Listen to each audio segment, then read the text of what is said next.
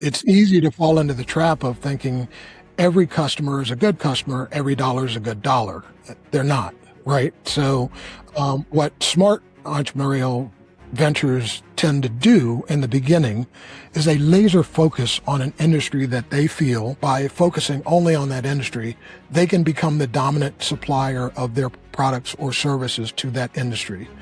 And then once they gain the name recognition of being the company that does this for this particular industry or this particular vertical, then they expand their business because now people have heard their name. What do you do when your clients love your work, but still don't want to pay what you're worth? Welcome to the Think Big podcast, where entrepreneurs bring their toughest business challenges and we uncover the strategies that turn struggle into scalable success. Today, we're talking with Jane Sferaza, CEO of Jane's Website Advertisement, a web developer, educator, and tech professional with over 20 years of experience who's facing a problem that's destroying profits for countless service-based businesses, underpriced expertise, and clients who undervalue the work. If you've ever dealt with low-paying clients, inconsistent income, or the pressure to constantly prove your value, this episode could change the way you position your business forever. Stay until the end for the exact strategies that can help you attract better clients, increase recurring revenue, and finally, get paid what you deserve. And if you believe entrepreneurs should think bigger, hit like, subscribe, and share this episode with someone who needs to hear it. So Jane, thank you for joining us. How are you doing today? Thank you, Jeffrey. I'm good. All right. Just enjoying the weather, or somewhat what the weather is in here in New York. Okay. Um, Yeah. So well, I know we've had you're close. I'm in Philadelphia, so we've had lots of rain, last couple. But it's sunny today, so hopefully you guys are experiencing the sun, a little bit warmer temperature, and no rain. There's a little bit of rain, but Oh, okay. rain is good sometimes. Yeah. Okay.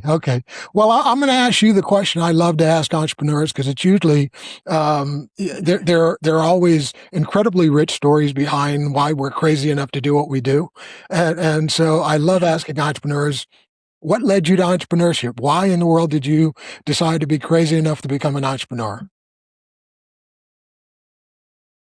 Well, I love the fact that people are actually controlling their own time, controlling their own pace at this. So, and building things is one of my crafts.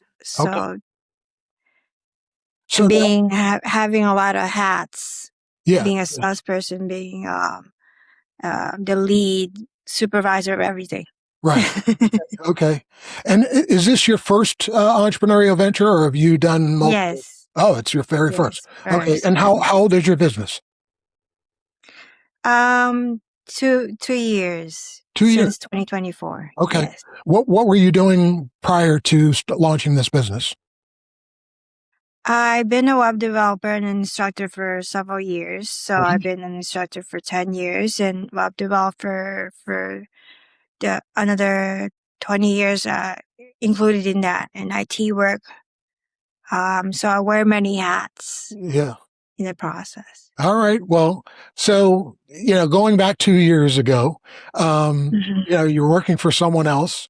And then the idea comes up, I think I want to do this on my own. But you understand that, when you're working for someone else, you have a paycheck coming in every week or every month or however often they're paying you. And that's covering all your bills. You leap to entrepreneurship. The checks stop, Mhm. but the bills continue. They follow you to your business. So how were you, how did you mentally deal with, that transition? Mentally in transition, I just had to toughen up and wisen up in that case Okay. and say, okay, I have to do it for my two daughters that's behind me. The pictures, two daughters are behind me. Okay. So I have to make sure that the food's on the table, or I do grocery shop and cook, clean. Oh, And my husband's actually supporting me in this process with with this job. Yeah. Well, that's so you're talking. I was going to ask you kind of, Hmm. how what type of preparation you did in advance, because we always want to make sure that we're able to pay bills for some period Hmm. of time.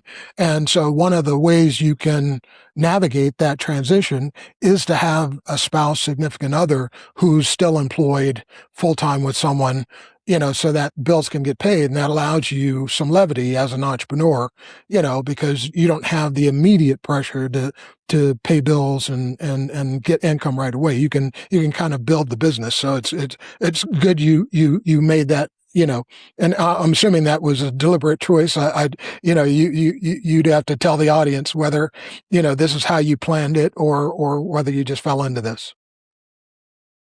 Well, I planned it and fell in love with it. It's just the timing wise. It's good. Okay. Um, I have savings saved up, Yeah. so Yeah. we're good in that part. And I have loan partners that can loan whatever funding I need. Okay. Okay. So it matter. And so another kind of, I'll call it a trick, but it's not really a trick. It's just, preparation that you do. Entrepreneurs kind of, I don't know whether forget's the right word, but they don't think about when you've launched the business, you've left your job, launched the business, and you try to get a loan, they're looking at, Mhm. what's your income now, right? And so Right. it's incredibly difficult to get a loan once you've started the business, until you get Mhm. clients. Whereas if you actually get pre-qualified for a bunch of credit while you still have the job, that the banks don't take that away. And so now you leave the job, you start your business, you have all these lines of credit you've established based on income from the previous job. Well, now you can take advantage of that stuff. So I'm assuming that, again, was that a deliberate move on your part to do that? No, it wasn't. Oh, it wasn't. Okay. You're just very lucky, right? I'm Okay. very blessed. All right. That's good. Well, that's if you have one thing in your corner, and it's only one thing, having God in your corner is definitely pretty good thing to have. So Mhm. we have one thing in common. I have two daughters as well. Mine are in their 20s now. So Oh, lucky you. yeah, yeah. So I'm assuming your daughters are still young, still very Yes, yeah. young. Okay, okay. Mine are young Oh, too. yeah. The 20s is young, but very small. So yeah. Eh. Been there, done that. That's I mean, we're both benefiting. When it gets hairy is when they get into their teens. But when they're younger Mhm. than their teens, they're adorable. When they get older than when they graduate out of the teens, then all of a sudden, the teenage years are where parents become incredibly stupid in their kids' eyes. But they kind of come back to us when they get in their 20s, and so Mhm. yeah, we're both enjoying the best parts of the child The rearing process. experience. Yeah, Yes, it is. yeah. So you came here. One of the issues that you wanted to talk about was you had mentioned that clients either don't want to pay for web development services, or they don't want to pay as much as you normally would charge for web development services. So can you talk a little bit about that issue and the problems you're having? Yes, I'm having a problem with actually dealing with a lot of people, dealing with companies, small businesses, or um, I would tell them here's a funding, or here's some money, or here's where you can invest, or particularly ask for money or loans, or but they decline and say, okay, I don't want to take a loan, or I don't want to take this, or I don't want to pay for anything. Right. So that's what we're ending up saying. Okay, maybe you can get you leads, we can get you something rather Mhm. than nothing. Right. So talk about how the process of getting clients, converting them from prospective clients into actual clients. What does your business do in order to attract clients, ultimately convert them into paying clients? What are you running ads, or are you is it all from referrals from existing clients? How are you getting clients? From a year ago, I was actually getting clients with general leads in Google Ads. Oh, okay. That didn't pan out because a lot of people are picky, a lot of people are not quite there or some sort. And then you have I've tried LinkedIn, Okay. the LinkedIn process. Then Copilot AI came in. AI, I changed my website. At first, the website wasn't very attractive to the people, so I had to change my website and Yeah. information to make it more attractive to the people. Okay. And then once I got that, I went to Copilot AI and say, okay, this is what you have.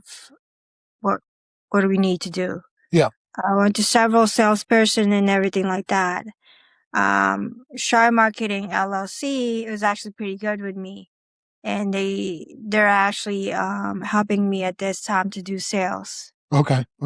And is this so? Let's kind of walk through this. Yeah, When you transitioned to LinkedIn, did that work or did that not work? it did. So I'm using a generic portion of Copilot AI and as well as Shire Marketing LLC. Okay, and that is getting you clients. Yes. Okay, so all right, so I'll table that for a second. There was something else you said you had tried in between LinkedIn and Copilot AI.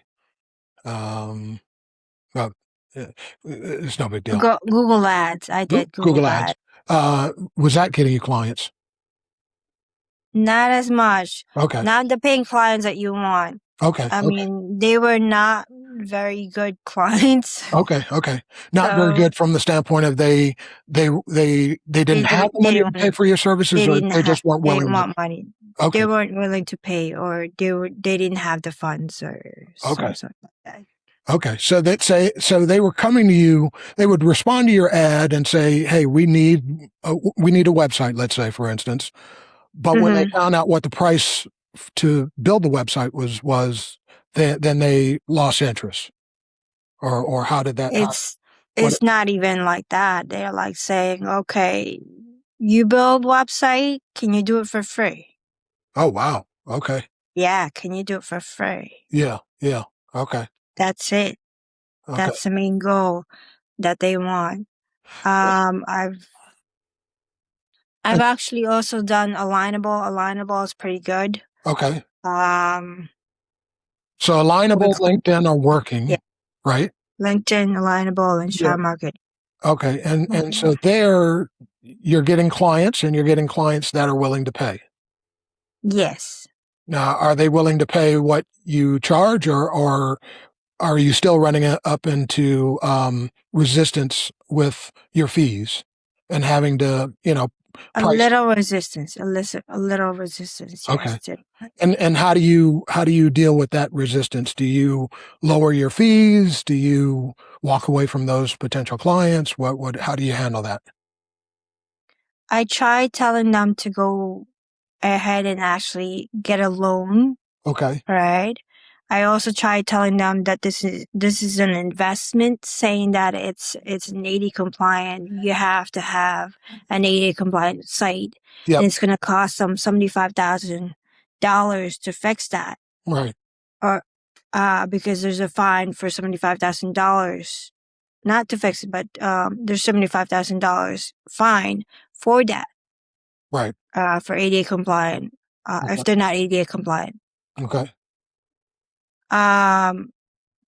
But they still decline and say, okay, nobody's going to see my site, or nobody's going to do this and that. Yeah.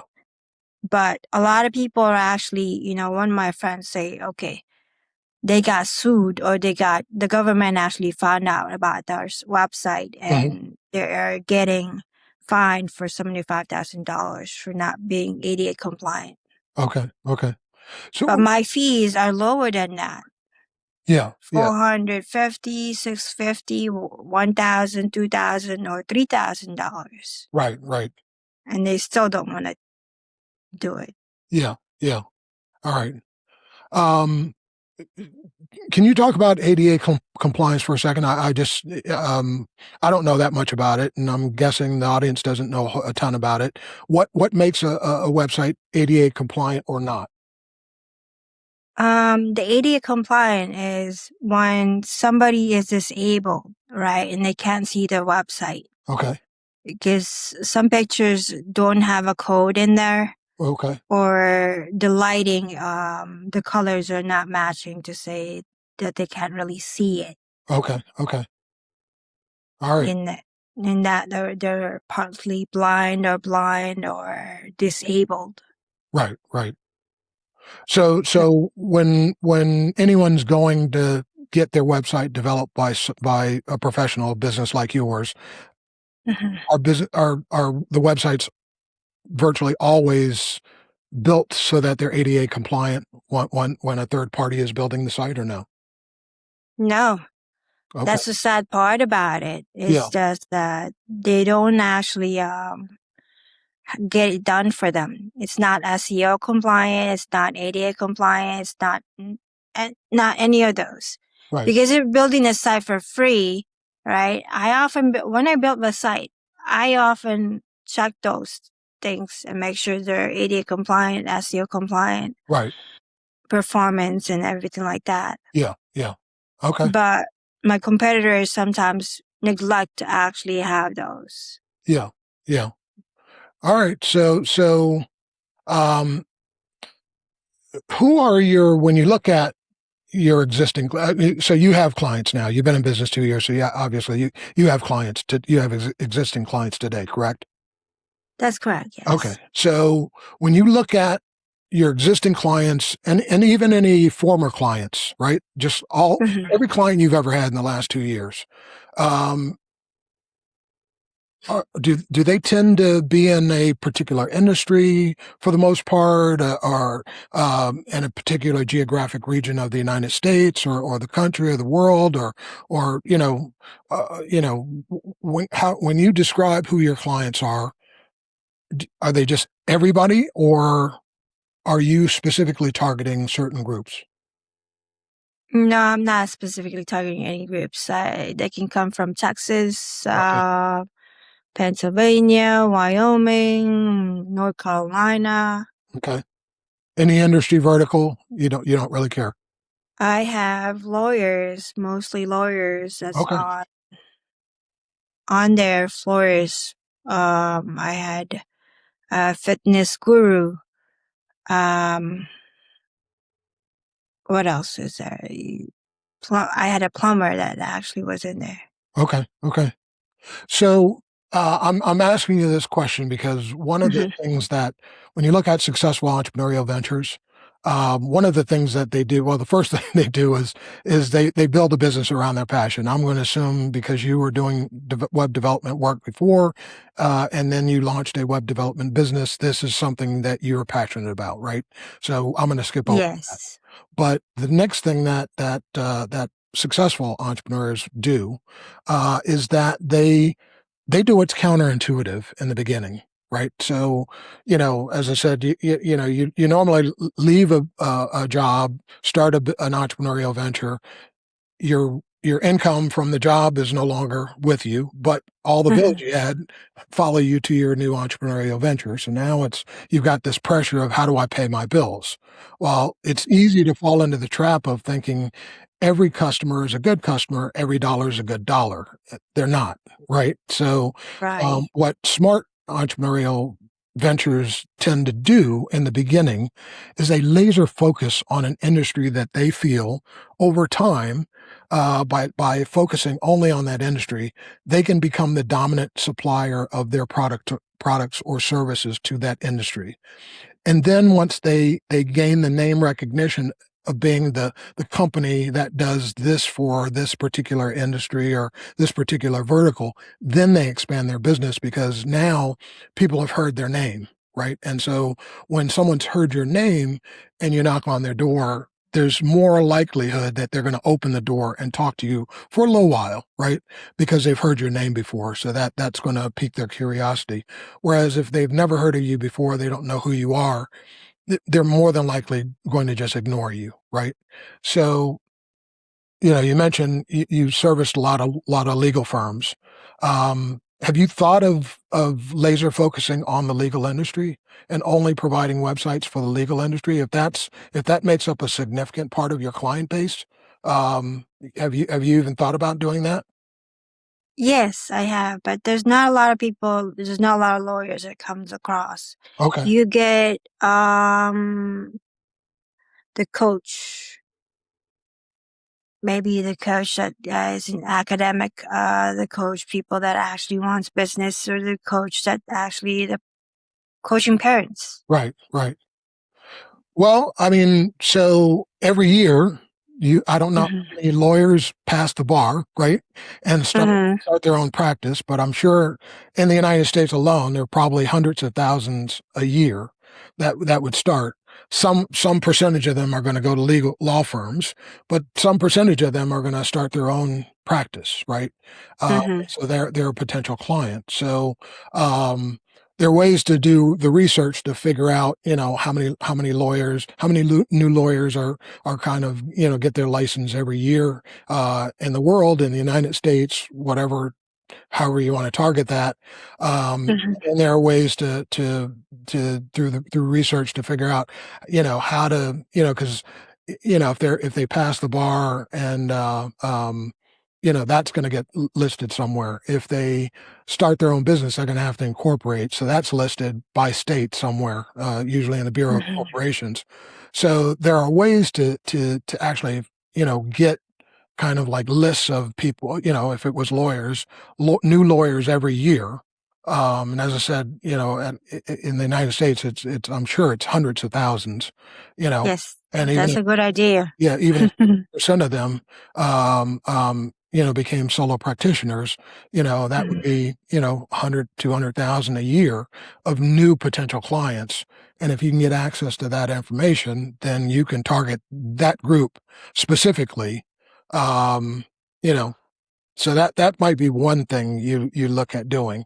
Every state has a Bureau of Corporations, and that's where companies have to file for to incorporate of any type. It doesn't have to be a C corporation or an S corporation. It can be a limited liability corporation. It can be a sole proprietorship. But when you incorporate, you have to file paperwork with your Bureau of Corporations in your respective state.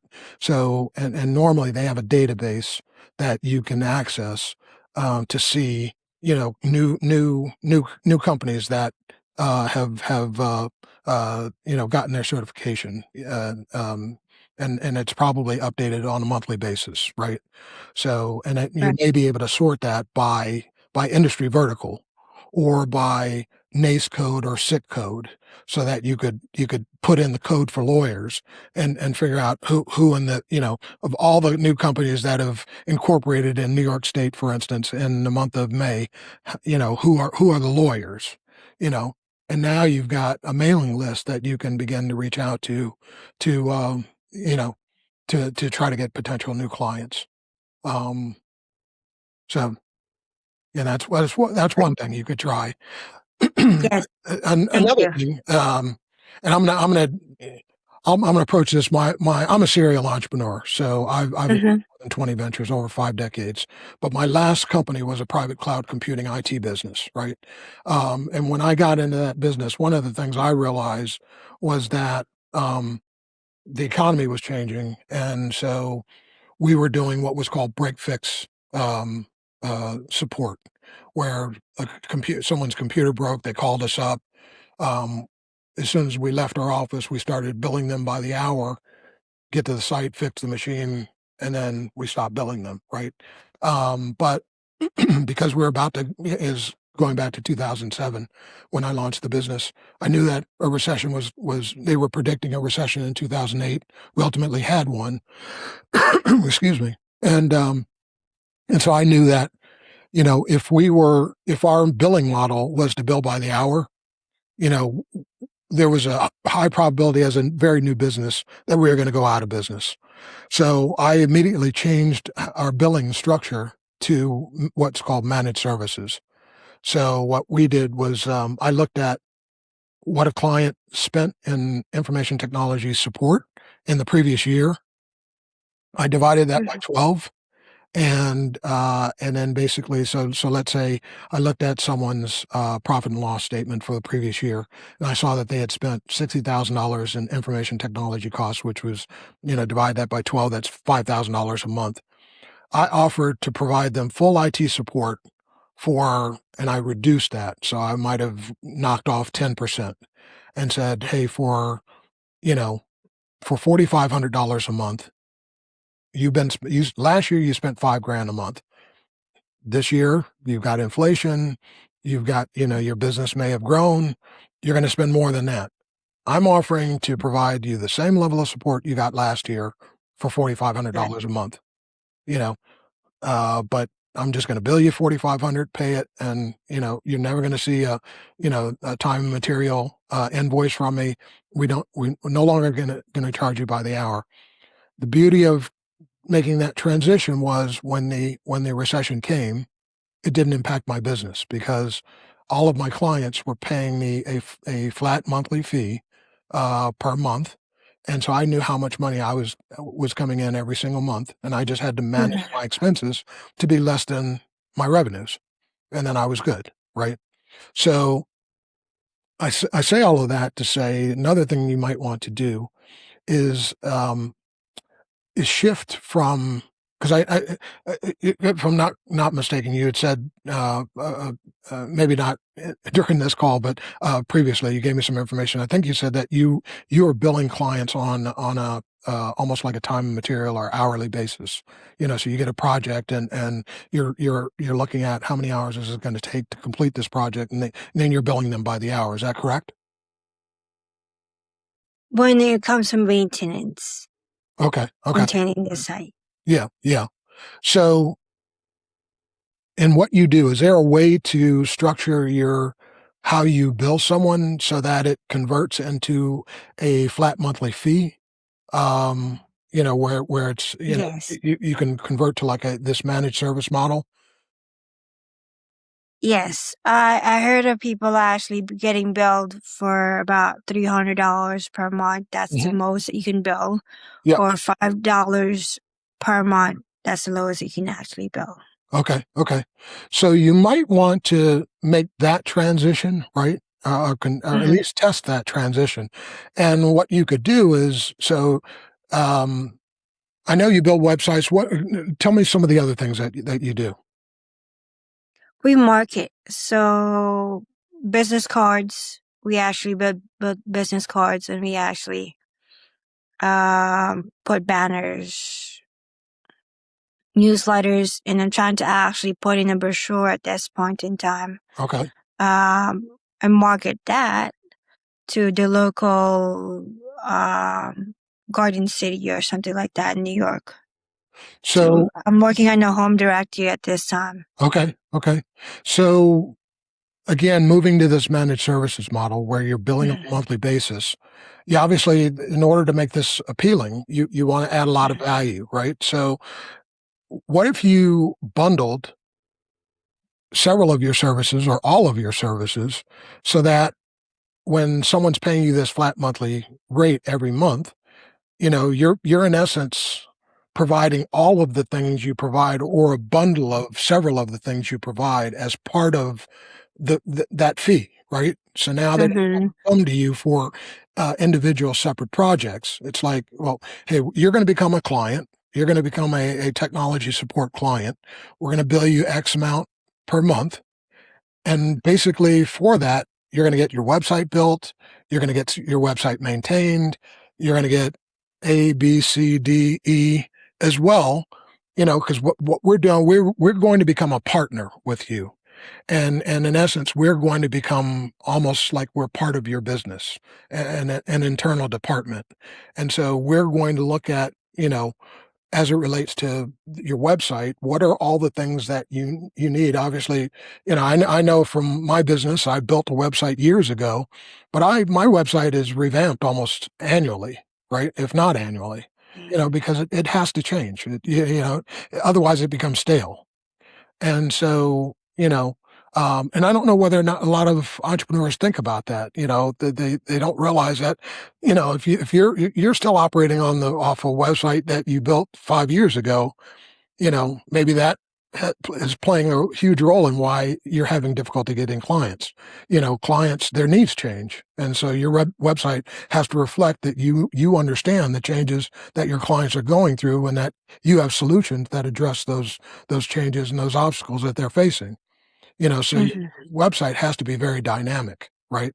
So one of the things that you could do, instead of just, there are lots of vendors like you that say, "Hey, we'll build you a site," and then they go away, right?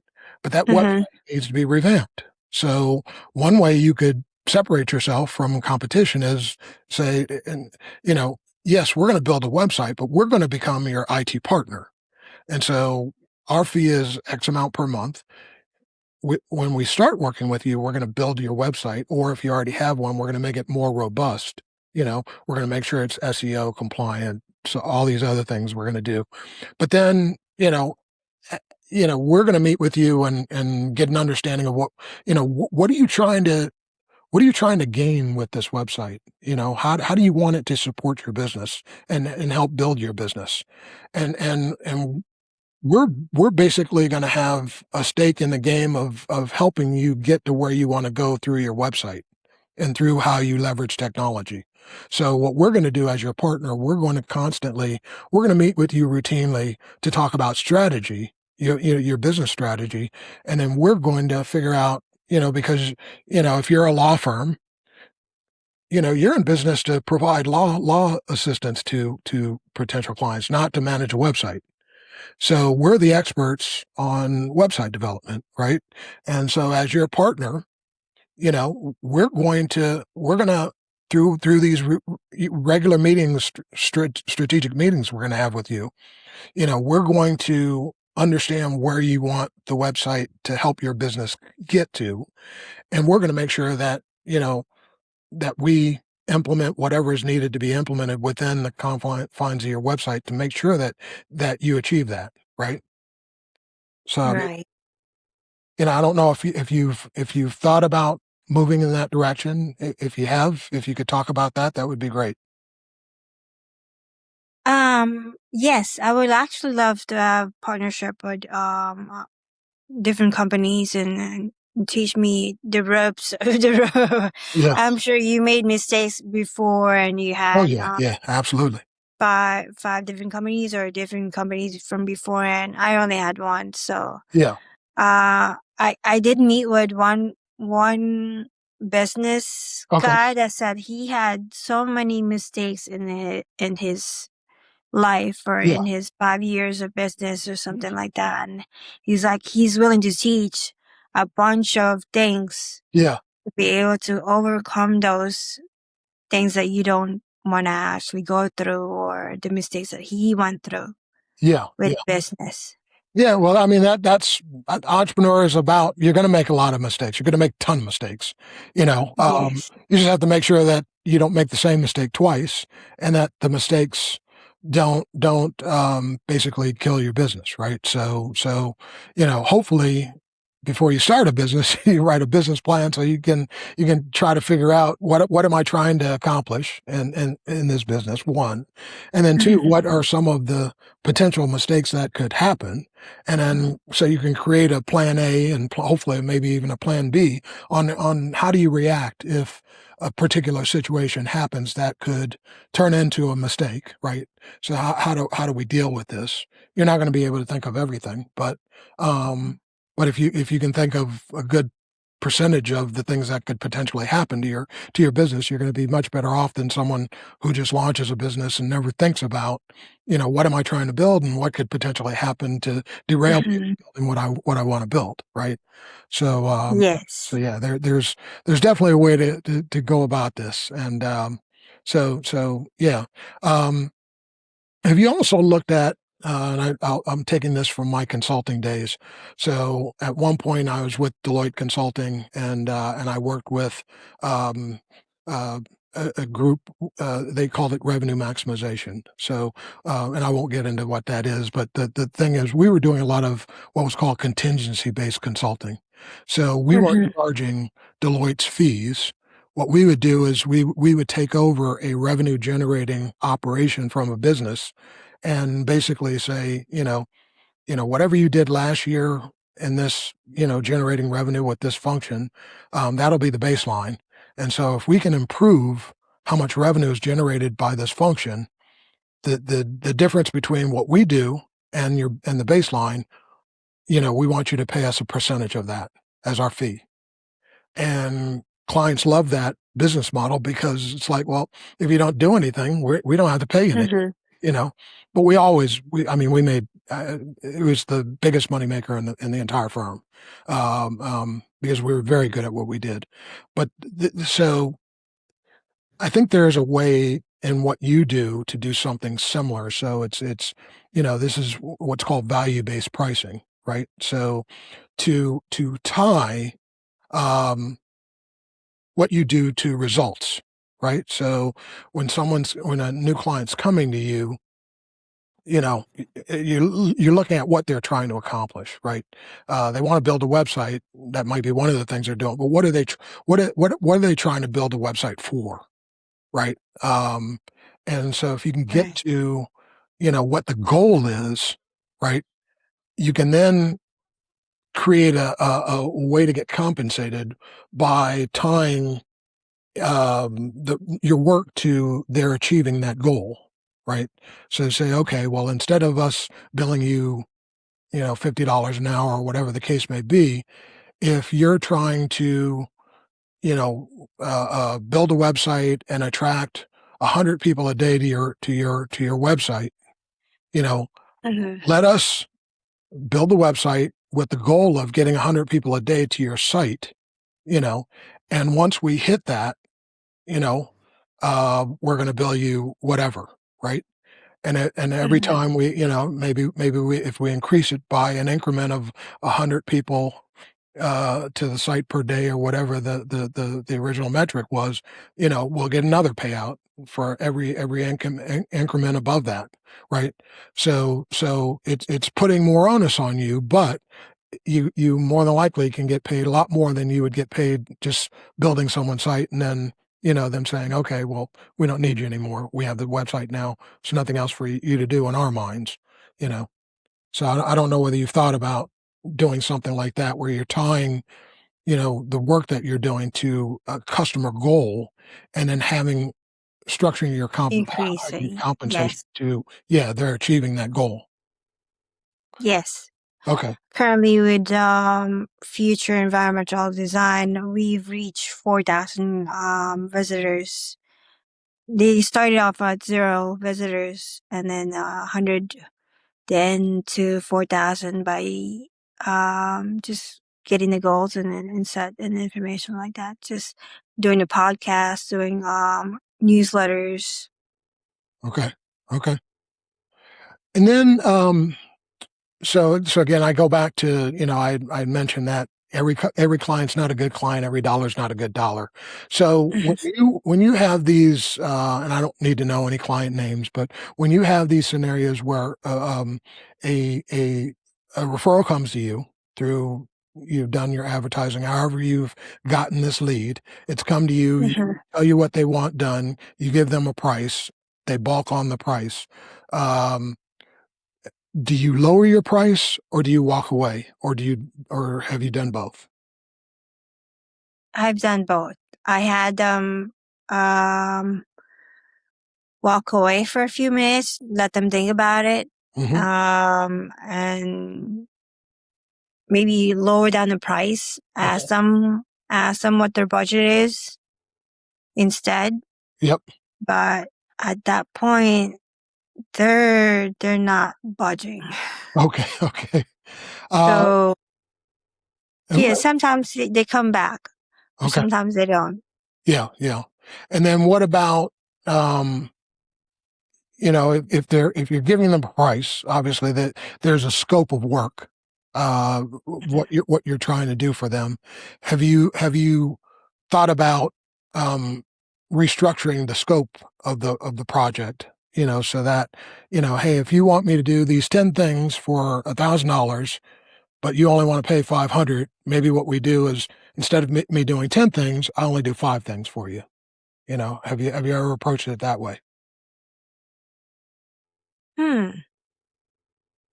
Um, I always thought that we should do more for less money, Yeah, yeah. but Well, I mean, that would be ideal unless it I do your business financially, and that's all financially. you want to do. I do as much as I can as a business Right. for them. Yeah. Because I often think, as part of the Red Cross volunteer, you often go where you beyond and put your heart into it and say, let's do this and help your business grow Yeah. Yeah. or help Absolutely. But at the somebody end in of the the day, you're community. not a charity. So, right. So Yes. you don't want people taking advantage of you. And, a lot of people will do that if you give them the opportunity. So you want to avoid that. Yes. Um, Yeah, so because I know web development is very similar to management consulting. It's project based, and it's very common to have what's called scope creep, where Hmm. clients want you to do more than they're willing to pay for, and so one way to get around that is to scale back a project and say, okay, well, if you're only willing to pay this, then this is the scope of what we can do versus this bigger scope that we started talking about. So that's one way to address that. And then it's not that you completely table doing these extra things that you take out of the scope, but one thing you can do is you can price these things exorbitantly high, these things that are outside the normal scope, and that way, if they do want to add this stuff back on, then you're going to get what your work deserves in terms of payment. Hmm. So again, I don't know whether you've thought about that, but that's another way to tackle that. Is just to scale your project back, and then list the things that are outside the scope, and then price them, high. For that Right. So that if scope. they want to add that back in, you're happy to do it, but you're going to end up getting back what you originally wanted in the first place, to get to do all the Yes. work. Because a lot of times, um, customers will do that because they want to see the quality of your work, right? So if you Right. say, hey, I come to you and I say, hey, I want a website built, and you tell me, oh, it's $1,000. Well, if I spend 1,000 and I don't like your work, then I'm just unhappy, right? Whereas one way to appease that and to mitigate some of my fear of, I don't know, I've never worked with this person, I don't know how what the quality of their work is to say, Hmm. okay, well, let's scale the project back. Let me only do A, B, and C for you. I'll only charge you $300. A much smaller project. You're able to finish it a lot quicker. Now, hopefully, you know, doing that scaled down project, well, one, they get to see your work, right? And Hmm. and hopefully they love your work at that point. And now it's like, oh, okay, I really like working with Jane. Jane does incredible work. Hmm. Let me have her do these other things I actually really wanted done in the first place. But now I'll go ahead and pay the additional $700, right? Because I've actually had an opportunity to see her. It's almost like uh, doing a taste test. You're giving them a little bit just to allow them to see the quality of your work. And then if they say, okay, hey, I love this, I want more. Okay, fine. Well, what you end up doing is the whole project that the first way, and you get exactly what you wanted to bill the client for, but you did it over maybe a longer period of time, which allowed the customer, because They only you only did a small piece of the project initially to actually test and say, "Oh, okay, I see the quality of Jane's work. I see what it's like working with her, how she communicates, all that good stuff. I like all of that. So let me do more." Yeah, I try to do that, and plus I try to guarantee that there's a 30-day design. If there's a design problem in those 30 days, we revamp or mitigate it. Okay, okay, all right. So So there's a couple other things that I don't know whether you've So I'm assuming you don't have employees. Would that be correct? I'm the only. Yeah, yeah, so you're a solopreneur. Okay, there's nothing wrong with that. I just wanted to, because I'm going to give you some. I'm the only one of people, but I do have an assistant that comes in every so often. Okay, okay, I have two assistants. Like I said, I used to be a professor, instructor. So I actually move into all those students of mine that did a good job on their presentations or projects and okay. stuff Yeah, and say, can you do it? Can you do a project for me? yeah, yeah. And I would pay them for that. Okay, that's actually very very smart.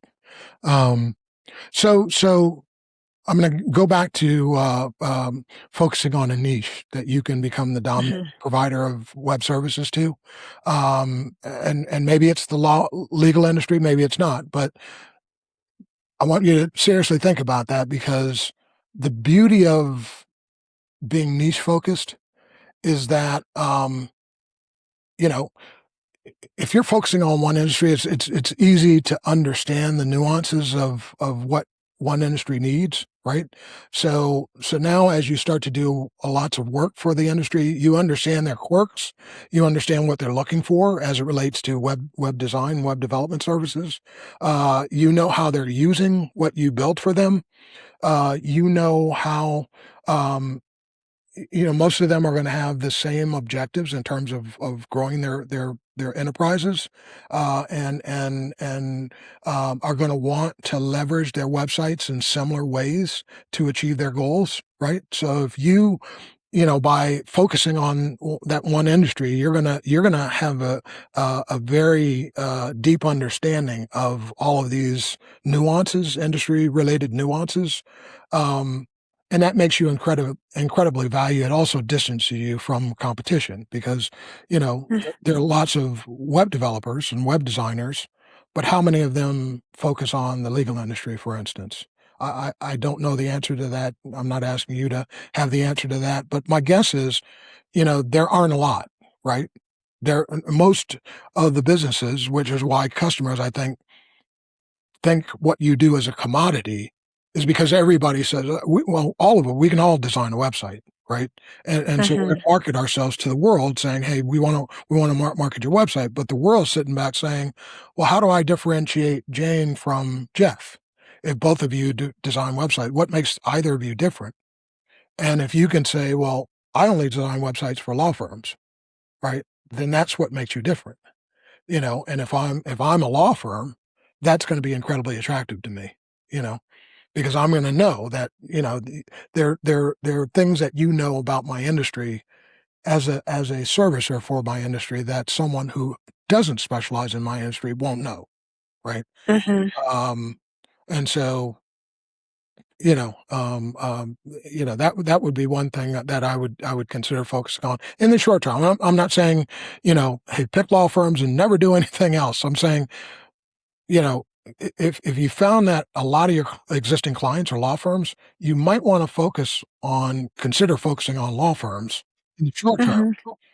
until you get to a point where you become, when someone mentions, hey, do you know Jane? Oh, Jane, yeah, Jane does web development, but she does it exclusively for law firms, you know. And when you gain that kind of name recognition, when you decide to expand your business and start to service other industry verticals, people are going to have already heard your name and be able to associate with you with what you do and who you do it for, And so now they're again, it's going to be selling and getting the door open to have a conversation is easier when someone's heard your name before, right? So, but there are a couple other ways that you can. So actually, the probably the most effective way to Mm-hmm. the business is through forming strategic alliances with much larger organizations. So you might want to and you want to look in so look for companies that have products and services that complement your web design services. Look for um, your existing supplier base, companies that would supply you with something that you do in the web design area. Um, look at your potential customers, and then look at even competitors. Right. So I'll give you an example. When I had my IT firm, uh, right out the gate, I partnered with Dell Computer. Um, Mm-hmm. reason so the reason my company was attractive as a partner with Dell was that you know Dell started out as a small business just like we did, right? So they understood that they understood what a small business was like, and they knew that I was very nimble. I didn't have to ask anyone permission to do anything. Well, I had two business partners, but it was just a 3-person firm initially, and we didn't have to ask anyone permission to do anything, right? So if Dell gave us a lead, we could just we could go close the deal, do the work, and then get paid, right? Dell, on the other hand, same lead that they're bringing to us, if they did it internally, they'd have to go through 10 levels of management approval to get the approval to actually follow up and execute on the lead, and that takes a lot of time. So large organizations actually love to partner with small businesses. It's just that entrepreneurs tend to be afraid to approach big businesses because they think they don't have anything to offer them, right? But they actually do, and that you have that ability to be able to turn on a dime that a big business can't. And so, you know, um, um, you know, I would look at, again, larger organizations that you could potentially partner with so that they could feed you with pre-qualified leads as a way to build your business. And then, I did. oh, okay. Okay. Uh, Can you talk about that? What have you tried? yes. Well, I've tried with Shine Marketing LLC with Ron Boldman Mhm. Jr. I did partner up with him at this time, so it's a new partnership. Okay. So this is how long have you had this partnership? About a month or two. And how did you So talk about how did you form this partnership? How did you find him in the first place or find the I business? found him. I found him in Alignable. He Oh, was okay. pretty good. Out of all of them, out of all the salesperson that I came across, Hmm. looking at their website, Yeah. being able to actually, saying that the price that he offered, the Mhm. services that he offered was actually pretty good. Because some of these competitors were saying, okay, in order to talk to me, you have to pay $100 Right. or Yeah. pay off right at bat. And then all of a sudden you don't offer the services that you need and you don't have the funding, the investment, the loan mechanism that's actually there Okay. And from this from a partner firm. well, I know it's new. It's only been a month, but Yes. within a month, I mean, what have been the results that you've experienced in this first month? It's great. It's an ongoing work. So so we're just building up the mechanisms, adjusting other particular stuff that we need to system works and website that's actually need to improve. But I improved his accessibility and his SEO performance, which did not the former website management did not do. Okay. Okay. So um yeah, so I'm kind of actually scared to go with a competitor part of mine and saying, okay, here, can you help me or can you partner with me in that Yeah. part? Yeah. Um, What's because the fear that you have? it's like I would probably end up not getting paid as I should, Okay. or should not get the clients that I have in that partnership. Unless you have some ideas and actually how to partner with a big company and Yeah. not sort of. Yeah. So when I talk about, particularly when it comes to competition, when I talk about partner, and I say a big firm, they have to be so big that they don't view you as competition, right? So, Right. um, and in that sense, you know, if they don't view you as competition, I don't think you're going to have the issue of not getting paid what you want to get paid or not getting paid at all. You know, if they're a really big firm, and they just happen to do what you do, um, Mhm. you know, you're going to have to make it appealing to partner with them. So, you know, and this might be the, you know, if you decide, hey, I'm going to focus on serving the legal industry, that might be so. It might be a big design firm that doesn't do work with legal firms currently, and so that's what you're bringing to them. You're bringing to them legal clients that they don't currently have, right? And what they're bringing to you is additional projects outside the legal industry.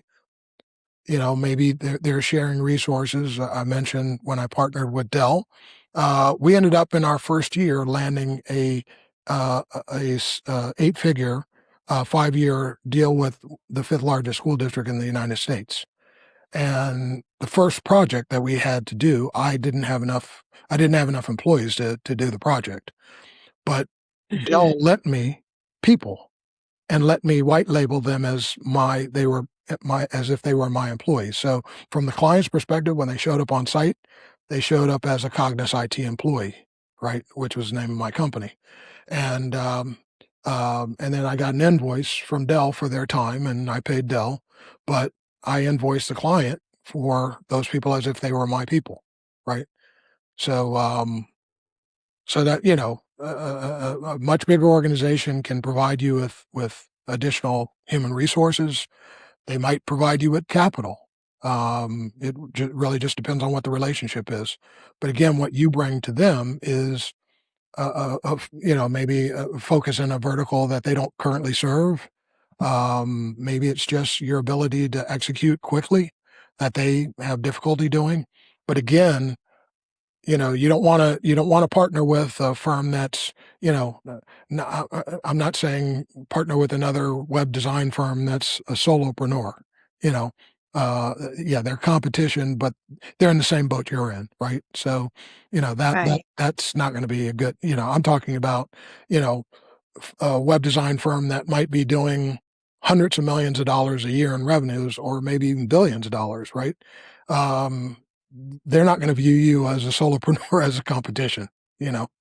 Um, That's true. so you I did try to. I was thinking about a solopreneur. I was thinking about they did contact me with one of the Indian workers okay? or companies from India. Yeah. Mitesh, I think his name was, Hmm. and he's saying, okay, we have 12 developers, we have the company, we have sales, and the part that they don't do is the ADA compliance on their website Oh, okay. Okay. or SEO. Yeah. Yeah. So I was gonna take on that part Okay. and maybe partner with them in June, so to say. Okay. But I was thinking about that part maybe. Okay. Okay. All right. Well, I really don't have any other questions for you, to be perfectly honest with you. I don't know whether you have any questions for me.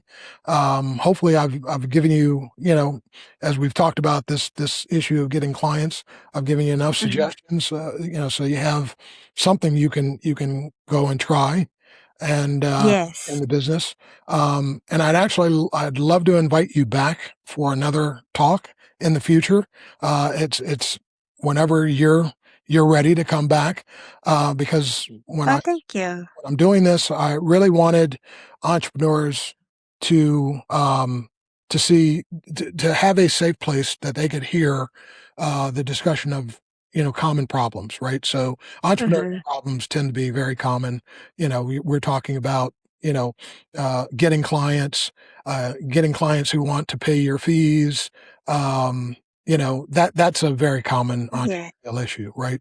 So I wanted to create a space where entrepreneurs could come and hear people like yourself talk about the common issues that they're facing, hearing how you're tackling this, through our discussion, Mhm. hearing the suggestions that we come up with in this brainstorming session, and then, as I said, hopefully you're going to go away back to your business, try some of this stuff, and then I want Mhm. to come back on and talk about, hey, well, you know, based on this discussion and what we brainstormed and what you tried, what worked and what didn't work, right? Because again, that's valuable information for other entrepreneurs who are facing similar issues to know, one, that there's someone else who is sharing my pain, but two, Mhm. they're trying to solve the pain through some suggestions. And then based on what they've tried, this worked, this didn't work.